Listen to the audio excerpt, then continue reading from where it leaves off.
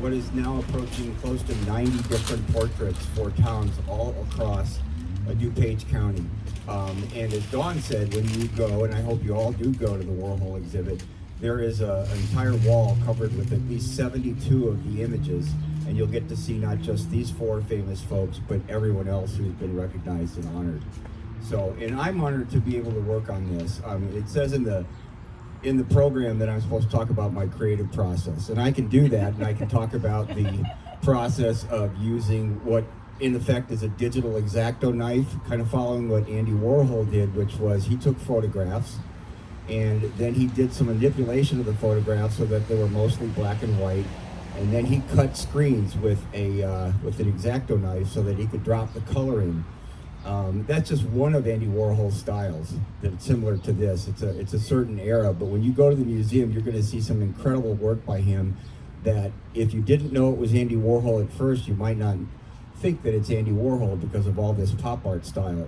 In particular, you'll want to see the Endangered Species series. That is just absolutely incredible. But he worked mostly in silk screen, and I worked in digital silk screen. So the creative process for me really started with taking a look at the picture. And Ms. Lund, I looked at your picture and everyone else's for about 2.5 hours. It took me about 2.5 hours to create each of these 100 portraits that are up now.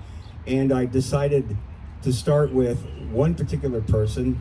In here, I'm not sure who it was, but I picked a really vibrant background. And then as I built the four, I worked to make sure that their background was complementary to the others. So that's just color theory.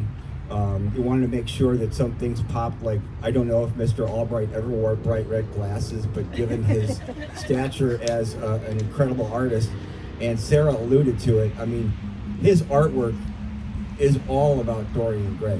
His artwork is all really incredibly fascinating and dark.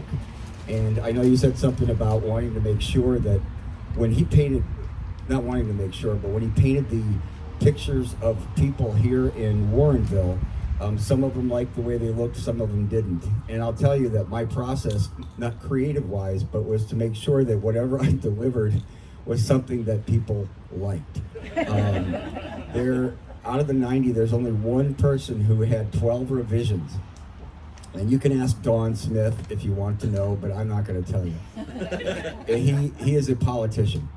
So other than that, I really feel honored that I was able to not only create this and do it all. I did it digitally. I did it by hand. I created all the masks and dropped in the colors.